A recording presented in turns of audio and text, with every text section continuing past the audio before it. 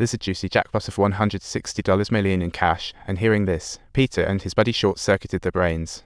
Even with the casino layout in hand, breaking into the vault and making off with this cash isn't exactly a walk in the park.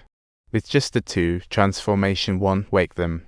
After thought, Peter declared, "This kind of heist needs at least 10 people, the first of which is an investor." Their wealthy backer, once a casino owner, heard they wanted to rob one. He immediately shut that down. The security and encryption measures at casinos are basically skyscraper. There hasn't been a successful case in history. Investing in this venture likely wouldn't even make a splash. It wasn't exactly up for negotiation. But when he heard that they targeted Terry's casino, his attitude flipped like a chameleon. This Terry is a business genius. His 3 casinos have daily lines out the door. The casinos lost to rivals George, and his buds planned to bankrupt Terry. The investor bluntly said, "Go after Terry, it's worth any cost. Can't do it for nothing." With the funding in place, it was time to recruit a crew. First up, a buddy who could handle demolition. Up next, 2 remote control car experts to handle logistics and car modifications, and then a software whiz to hack the surveillance systems. Of course, plans alone won't suffice. They need a demolition expert too. For gravity sensors, a nimble acrobat fits the bill. Now they needed an elder to play the arms dealer at the casino, and old-timer Soul was perfect for the role. Finally, they'd add a subway hopping pickpocket. And just like that, the crew was shaping up nicely. Soon, the big investor opened doors for the team in Vegas. Strangers though, they shared a goal. $160 million divided by 11, each gets $14.54 million. That number was enough to drop their grievances. After seeing everyone's determined eyes, George cut the chatter and started explaining the plan. The cash from the 3 casinos would be stashed in the Bellagio vault. The magic date for the operation? The day of the heavyweight boxing match. Everyone needs to showcase this. The remaining tasks will be handled by George and Peter. We absolutely have the capability to pull this off. George made it sound easy, but executing was tough. First, familiarize with casino layout, memorize vault routes. More importantly, they had to uncover details of the security and surveys, including names, nicknames, and quirks. Crucial were the shift changes and the access methods to the staff entrances. This info was a must. The expert, Basher, was tasked with going underground to study the wiring around the casino. On the day of the job, they'd need to cut the power and create some chaos. Next up was the surveillance. There were high-definition cameras in every nook and cranny of the casino. They'd first need to breach the systems before using them.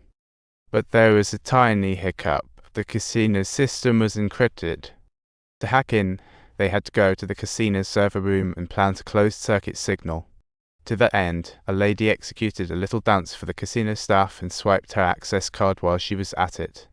With the access card in hand, the remote control brothers waltzed into the casino with balloons in hand, placing them right under a camera. As soon as the camera's view was blocked, the guards rushed over, giving a window of opportunity for our disguised repairman, Arvin, to quickly swipe in.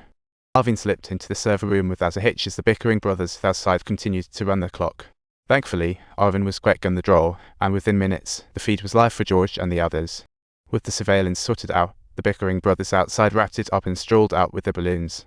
At this point, their preliminary setup was near. Spit moved into Phase 2 preparation, and armed with blueprints and the surveillance, he was set to recreate the casino vault 1-to-1. On one hand, this was for simulating the entry. On the other, it was to prepare a little surprise for the casino. Meanwhile, the others weren't slacking. They bought essentials at the used car market, then tailored a suit for Saul to enter the casino like a boss.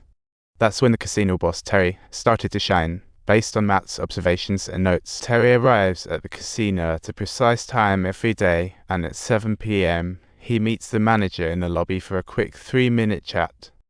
Afterward, he greets the high rollers present. At 7:30, his assistant hands him a folder containing the day's earnings and the latest security code. This Terry is truly like a machine.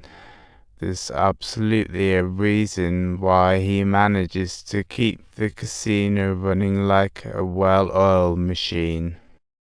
No successful man can do without beauty at his side, and Matt's crush on a woman named Tess was no secret, but Peter was dumbfounded, as the crew were busy recreating the casino vault with great fervor. Peter yanked George to the entrance, and it hit him like a ton of bricks. Tess was George's ex-wife.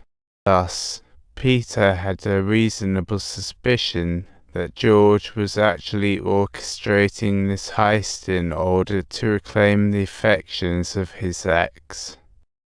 No trial and error with 17 methods, George remarked. Everything must go according to plan. I don't want to be backed into a corner. George had a point. If Terry's vault was wiped out, Tess would surely ditch him in a heartbeat. He was right. Terry and Tess' relationship was shaky, just a game of mutual benefit, with Terry being a workaholic. As for the Russian named Zerga close to Terry, he had been playing the casino for days and racking up over 200 grand. With this background, it only made sense that he befriended Terry. Staying in the penthouse above the casino was a no-brainer. Everyone enjoys this story on the screen. Like it? Hit like and subscribe for more content.